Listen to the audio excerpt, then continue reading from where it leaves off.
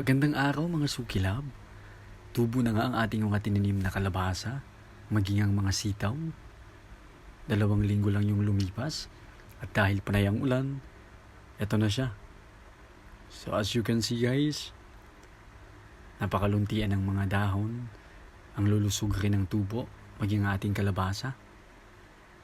At syempre meron din tayong tanim na mga malunggay para anytime na makunot, makosido, may kukunan. At syempre itong ating mga okra.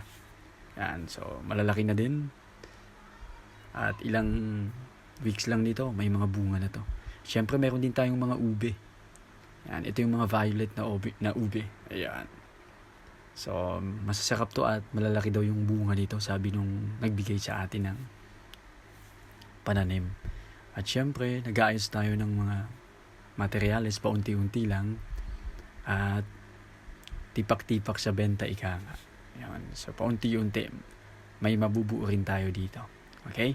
So galing lang din to sa ating kaibigan. So hindi ko na to binili. So binigay na lang sa akin dahil hindi na din nila gagamitin sa kanilang bahay.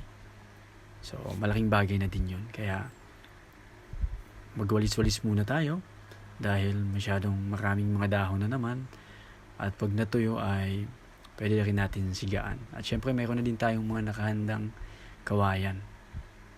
Yan. So magpapahinga rin pansamantala syempre. Tapos dinaranas natin yung napaka-preskong hangin. Nakikita nyo naman yung dahon gumagalaw. So ganun ka presko dito sa lugar na ito. So sa susunod ulit.